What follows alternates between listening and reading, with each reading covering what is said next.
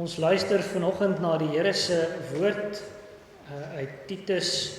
Ons gaan voort met ons reeksprediking uit die brief van Paulus aan Titus. Ons het 'n hele rukkie gelede daarby stil gestaan. Maar vanoggend gaan ons voort. Ons nader ook nou die einde van hierdie brief. Ons gaan in die besonder fokus op hoofstuk 2 vers 15 tot hoofstuk 3 vers 3, maar ons gaan vir ons geheue net hoofstuk 2 in die geheel weer lees. So ons luister dan na die Here se woord van Titus 2 vers 1 tot hoofstuk 3 vers 3.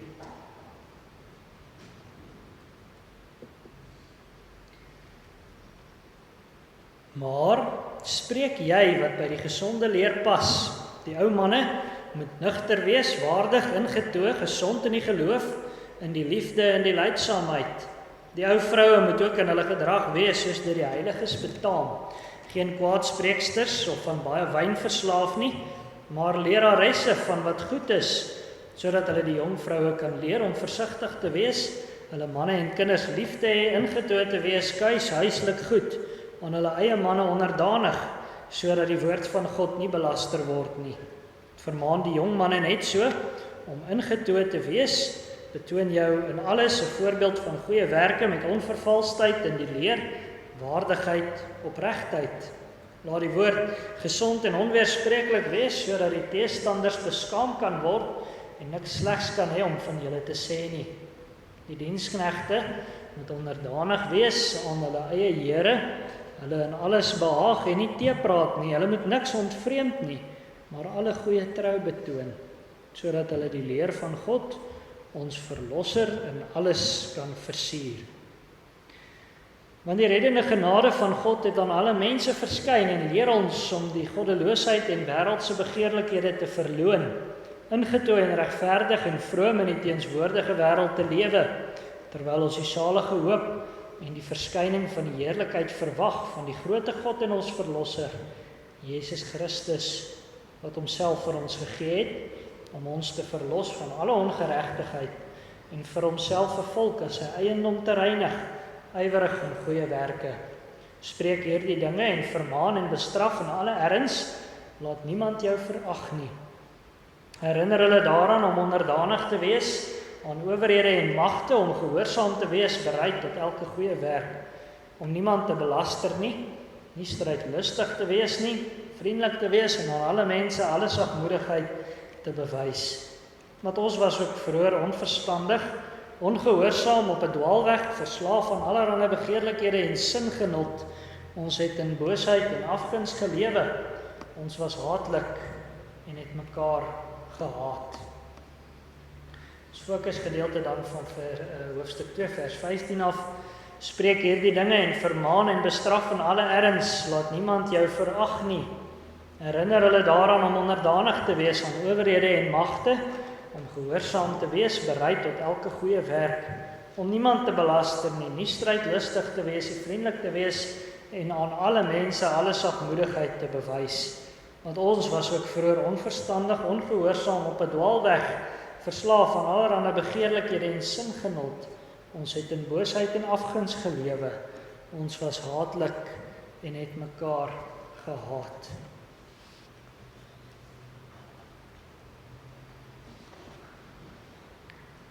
Geliefde gemeente, Christus het alle gesag in ons kerklike lewe, maar ook in ons lewe na buitentoe.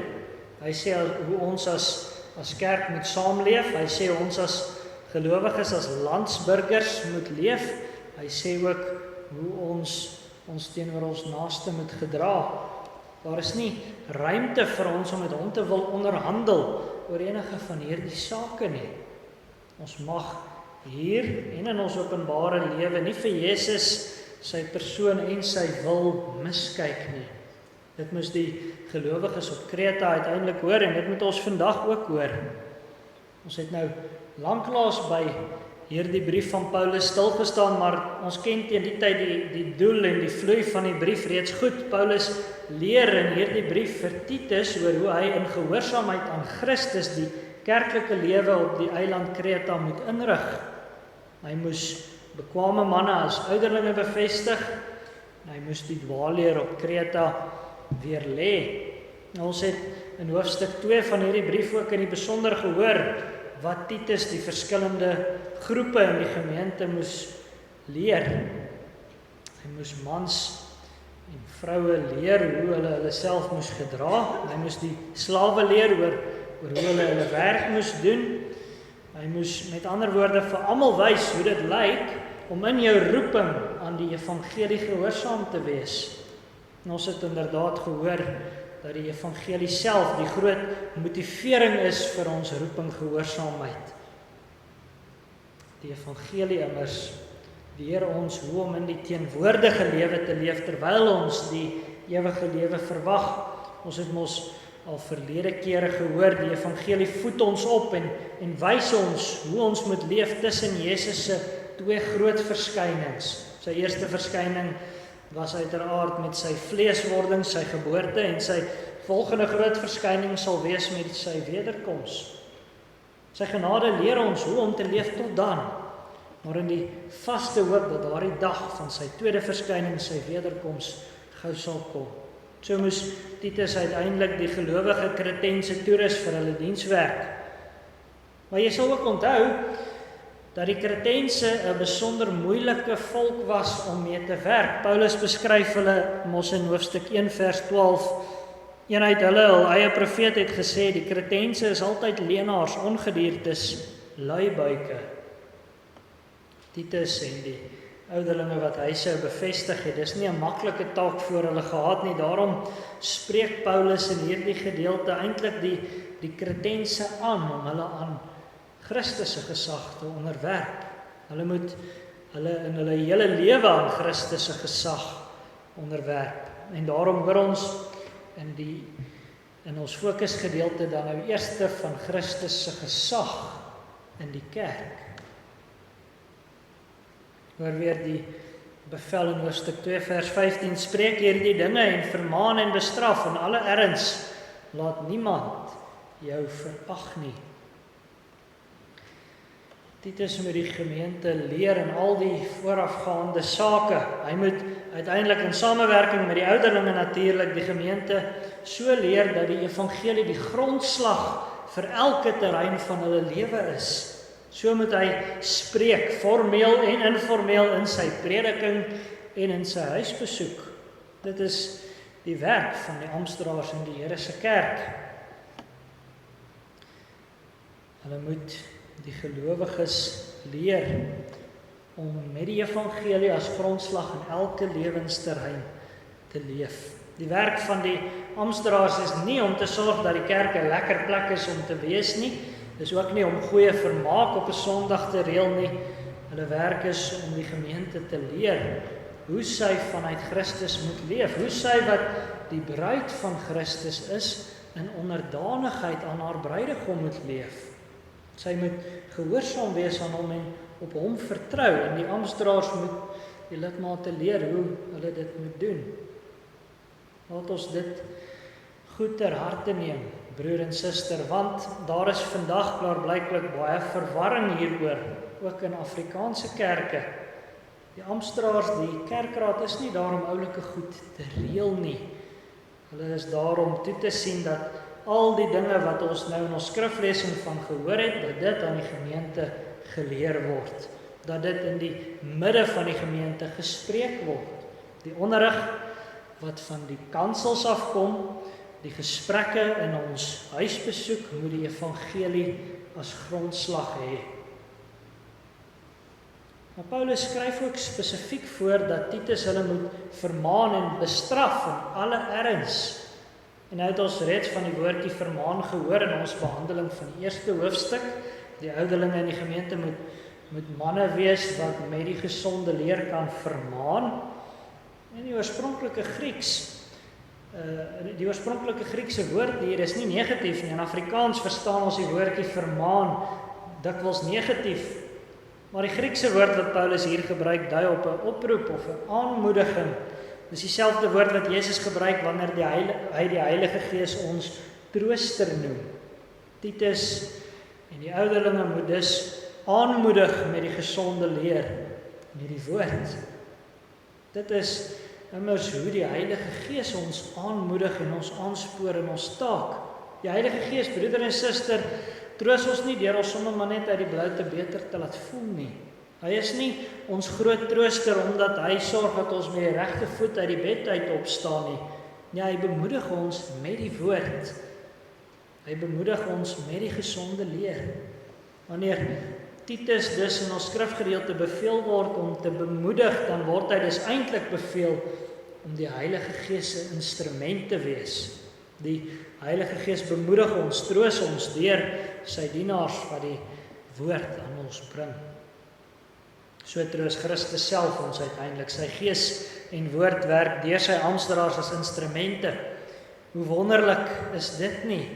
Christus roep mense om ons te kom bemoedig met homself, om ons te bemoedig in sy naam, asof dit hy is wat ons self kom troos, wat ons self kom bemoedig. Maar dan hoor ons, Titus moet ook bestraf. En die woordjie wat hier met bestraf vertaal is, kom ook in die eerste hoofstuk voor in verband met die ouderlinge se dienswerk. Titus en die ouderlinge moet die gesonde leer, die woord op 'n tweeledige wyse bedien. Hulle moet bemoedig en bestraf. En as hulle reg vanuit die woord bestraf, dan is hulle daarin ook die Heilige Gees se instrumente. Dit is belangrik dat ons dit besef. Deesdae hoor ons baie maklik van bemoediging. En as iemand ons vanuit die woord kom bemoedig, dan aanvaar ons baie maklik dat dit van Christus self afkom, en ons moet ook. Maar as iemand ons uit die woord bestraf of aanspreek oor ons sonde, dan gaan dit heelwat moeiliker. Dan dink baie mense heeltemal te maklik, ag, dis maar net jou interpretasie of dis maar net jou opinie. Baie ander predikers verstaan daardie teks waaruit jy my vermaan anders. Maar broeder en suster, as ons dit eenmaal vir onsself uitgemaak het, dat ons deel is van die ware kerk en dat Jesus Christus die hoof is van ons gemeente, dan moet ons besef en erken dat hy so, soos wat hier in ons skrifgedeelte staan, dat hy so ook in hierdie gemeente werk. Daarom moet ons aanvaar dat bemoediging en bestraffing van hom afkom, as dit suiwer vanuit die woord aan ons bedien word. Dit is daarom dat Paulus spesifiek aan Titus sê, hy moet dit doen in alle erns. Dit sou ook vertaal kon word met in alle gesag. Met ander woorde, Titus mag nie die woord van die Here bedien asof hy maar net sy opinie gee nie. Trouwens, hy mag nie toelaat dat enige iemand hom verag nie. Die woordjie wat met verag vertaal is, beteken letterlik om rondom iets of iemand te dink, of om iets of iemand mis te kyk. Titus mag nie toelaat dat die lidmate van die kretensiese gemeentes rondom hom dien of hom miskyk nie. Hoekom nie? Want Titus, soos amptdraers vandag nog, bedien Jesus se gesag. En dit beteken nou nie dat Christus sy gesag aan hulle oorhandig het, dat hulle met ander woorde kan doen wat hulle wil in die naam van Christus nie, asof hulle gelyk is aan hom nie. Christus het sy gesag aan niemand afgegee nie. Maar hy het sy dienaars aangestel om gesag vanuit sy woord te bedien. Sy woord is absoluut gesagvol. Ons moet daarna luister sonder om eers te probeer teepraat. Die amptdraers se gesag lê in die woord, nie in hulle self nie in hulle persoon nie. En dan kan ons dalk in die versoeking kom om te begin dink, broer en suster, dat goed, as die gesag van die amptdraers in die woord lê, dan is die amptdraers se vermaning nog nie so gewigtig nie, want dit lê nie in hulle self nie, dit lê mos nou in die woord. En mense kan ons verkeerd wees in hoe hulle die woord bedien. En daarom hoef ons nie die prediking of die ouderlinge en die diakens se vermaninge so ernstig op te vat nie. En dit is sekerlik so, amptdraers kan foute maak in hulle verstaan van die woord. Maar as jy hulle verag of miskyk en rondom hulle wil dink terwyl hulle reg is, dan verag jy vir Christus self. En dit is 'n gewigtige saak. Daarom is woordbediening deur God se amptdraers iets wat ons doodernstig moet opneem. Dit gaan uiteindelik oor die koningskap en die gesag van Christus self, daardie gesag wat ons van sing, daar's geen grens daarvoor nie. Hy het met sy bloed betaal vir 'n volk wat gehoorsaam is en ywerig tot goeie werke, en daarom wil hy as koning in sy volk gehoorsaamheid en ywer tot goeie werke sien. Daarom gee hy amptdraers om die volk op te roep tot gehoorsaamheid en goeie werke in sy naam. Laat ons daarom bitter ernstig wees oor Jesus se gesag in hierdie gemeente.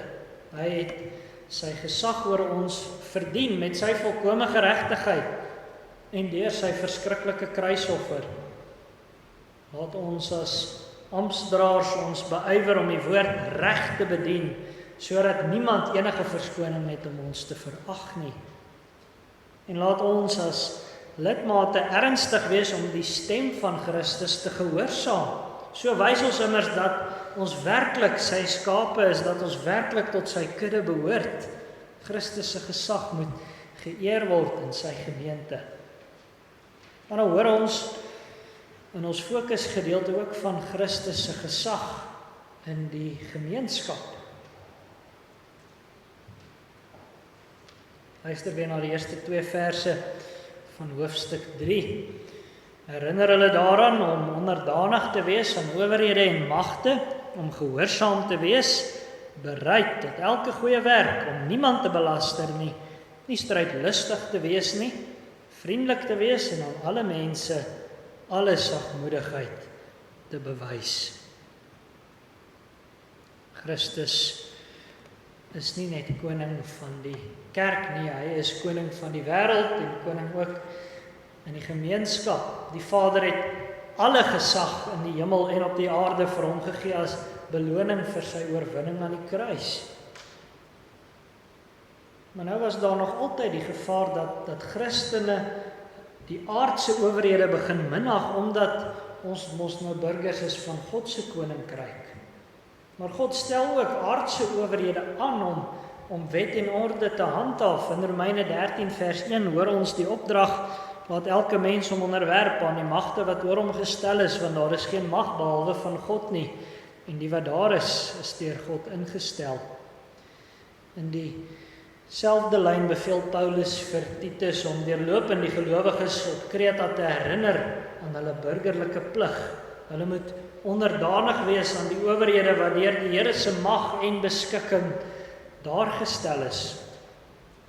Vroeger het ons gehoor van vrouens wat aan hulle eie mans onderdanig moet wees, en onderdanigheid beteken om jou onder iets of iemand te stel, maar ons het toe ook gehoor dat onderdanigheid nie dieselfde is as minderwaardigheid nie. Dit is gewoon om jou te onderwerp aan die orde wat God ingestel het.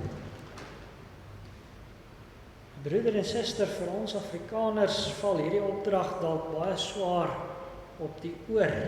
As ons aan ons owerhede dink, dan dink ons aan hulle onbevoegdheid, ons dink aan hulle skelmstreke en hulle leuns. En as ons te lank dink, dan begin ons dink oor hoe ons tot hier gekom het, en dan wil ons alles behalwe onderdanig wees. En dit is ook te verstaan. Ons owerhede gedra hulle nie soos amptdraers wat deur God aangestel is nie.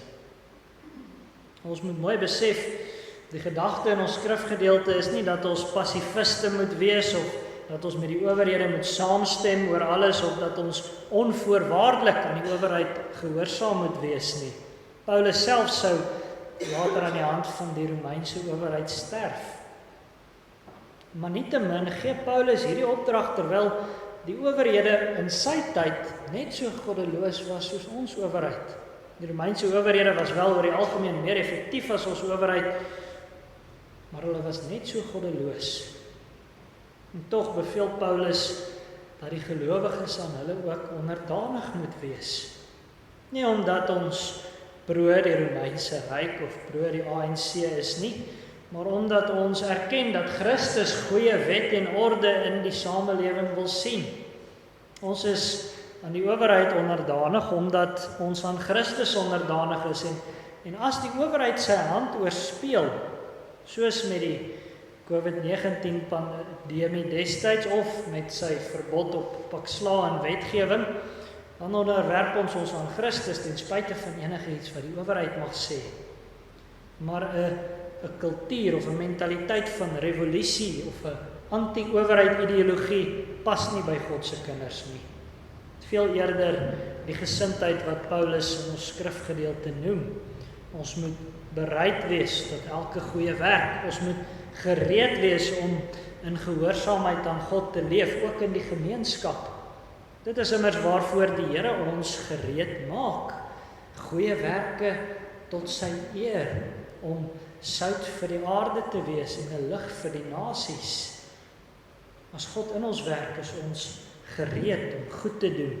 Dan hoor ons ook van die houding wat ons in hierdie goede na buitentoe moet openbaar. Ons moenie strydlustig of bekleierig wees teenoor ander mense nie. Jesus het immers gesê, salig is die vredemakers.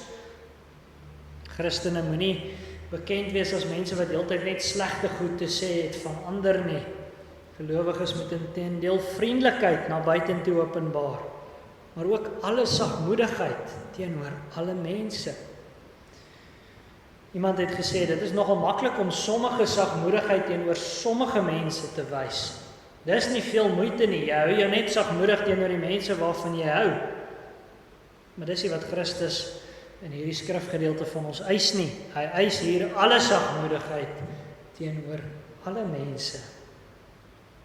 En nou beteken sagmoedigheid nie dat ons nooit ferm mag gedra of dat ons maar net enige ding moet verdra nie. Sagmoedigheid trouwens is nie primêr 'n houding wat jy teenoor jou medemens het nie. Ongelukkig verstaan ons baie keer die begrip so as ons die Bybel lees. Sagmoedigheid is egter primêr 'n gesindheid wat jy teenoor God het. Iemand wat sagmoedig is, hou hom sag en buigsaam voor God. Jy hou hom deurlopend voor oë as die een teenoor wie jy jou moet verantwoord. Jy hou jou bereid om deur sy wil en woord gevorm te word. Ons het net nou gesing dat ons nie ons nekke wil hard hou nie. Sagmoedigheid is die teenoorgestelde daarvan om jou nek hard te hou voor die Here, is om jou sag te maak voor hom. En dit is ook sekerlik waarom Paulus in ons skrifgedeelte spesifiek ook sê dat ons sagmoedigheid moet wys. Daar kom in jou omgaan en jou interaksie met jou medemens iets van jou gemeenskap met God na vore. Dit kom tot uitdrukking, dit word gewys. En baie keer eis die Here van ons om hard en ferm op te tree. En dan moet ons ook sagmoedig voor hom hou en dit doen. Mense is tog so geneig om te kies in watter sake hulle self voor die Here wil sag hou. Mense is ook so ernstig oor reg voor die Here as dit gaan oor sake wat jou pas. Maar as die Bybel van jou eis om jou gewoontes of jou oortuigings te verander, dan hou ons onsself dikwels vir die Here doof. Maar Jesus het met goeie rede gespreek, salig is die sagmoediges, want hulle sal die aarde beerwe. As jy buigsaam voor die Here is, dan laat jy jou vorm volgens sy verbondsbeloftes en eise, en sy beloftes loop uit op die nuwe aarde. Daarom maak die sagmoedige mens hom die beste gereed om die ewige beloofde land van God in besit te neem. Daardie sagmoedigheid voor die Here moet ook vir die gemeenskap om ons sigbaar wees. So erken ons Christus se gesag ook in ons gemeenskapslewe. Maar dan leer ons skrifgedeelte ons ook van Christus se gesag in ons herinnering. Hoor weer hoofstuk 3 vers 3 van ons skrifgedeelte. Want ons was ook vroeër onverstandig, ongehoorsaam, op 'n dwaalweg, verslaaf aan allerlei begeerlikhede en singenot. Ons het in boosheid en afguns gelewe. Ons was haatlik en het mekaar gehaat. Paulus skrywe vir Titus aangaande die gesag van Christus in die kerk en in die wêreld, en dis noodsaaklik, sê hy, dat gelowiges hulle op beide terreine aan Jesus onderwerp.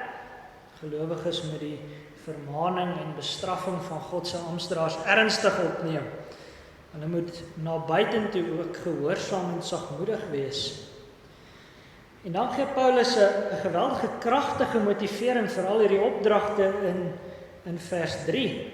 Eintlik gaan die motivering aan tot by vers 7, maar vanoggend staan ons nog net stil by vers 3. Paulus herinner deur hierdie brief vir Titus en die kerke op Kreta hoe hulle eens op 'n tyd was. Vroeër, sê Paulus, was hulle onverstandig. Hulle het nie die wysheid van God geken nie. Hulle het geleef soos mense wat geen verstand het nie. En hulle vroeëre lewe is ook gekenmerk deur 'n tipe algemene ongehoorsaamheid. Nie gaan dit nie net oor ongehoorsaamheid aan God nie, maar ook oor 'n algehele lewenshouding van wetteloosheid en losbandigheid. Hulle het geleef soos verdwaaldes, mense wat geen vaste pad het nie. Hulle was in wese slawe, verslaaf, so hoor ons, slawe van hulle liggaamlike en hulle wêreldse begeertes en genietinge. Paulus se woorde is hard. Eens was hulle boos. Hulle het in afguns gelewe. En ons weet wat afguns is, broer en suster, in hierdie tyd en hierdie land kry mense dit baie. Afguns is as jy iemand anders nie iets kan gun nie. Dis as jy nie kan verdra dat dit met iemand anders goed gaan nie. Iemand het iets wat jy nie het nie en jy haat hom daarvoor. Haat is die volgende eienskap wat Paulus noem. Om haatlik te wees, volgens die bedoeling van die Grieks, is om onliefhebbaar te wees. 'n Lewe gekenmerk deur wederwysige haat. So was die Kretense vroeër. Wat 'n vreeslike donker prentjie. Nou moet ons mooi besef, broer en suster, Paulus praat nie hier eintlik van die Kretense as sodanig nie. Mense sou dit dalk verwag, ons het mos van hulle slegte volksaard gehoor. Maar wanneer Paulus hierdie lys negatiewe eienskappe noem, dan gebruik hy die woordjie ons. Hy maak 'n algemene stelling. Die ons sluit vir Titus in, sluit vir hom wat Paulus is ook in. Hy skets 'n prentjie van die lewe sonder Christus, die lewe voor die wedergeboorte. Hy beskryf 'n lewe sonder die lig van die evangelie. Dis die lewe as jy nie in die geloof die koningskap van Christus erken nie. Dis die lewe as jy nie deur die geloof van Christus se kruisdood en opstanding vasgryp nie. Dit lyk dalk nie altyd so erg van buite af nie, maar wat ons hier in vers 3 gehoor het, is presies wat dit ten diepste is. So motiveer Paulus alles wat hy vooraf gesê het. Dit is immers baie makliker om jou nederig en sagmoedig in die openbare lewe te gedra as jy onthou waarvan God jou gered het. As jy sien hoe ander mense hulle nog steeds op hierdie manier gedra, dan hou jy jou nie hoogmoedig nie, want jy weet dis net genade van God dat jy nie nog steeds daardie duistere bestaan voer nie. Paulus herinner ons hoe 'n lewe sonder Christus is ter wille van ons gesindheid en ook as 'n waarskuwing. Christus se heerskappy oor ons is 'n liefdesheerskappy. Dis iets waarvoor hy met sy bloed betaal het. En Christus se ryk is 'n ryk van vriendelikheid en lig vir elkeen wat dit met 'n lewende geloof omhels. En daarom moet ons daarop toelê om gehoorsaam aan sy gesag te leef. Dan is ons nie soos die mense waarvan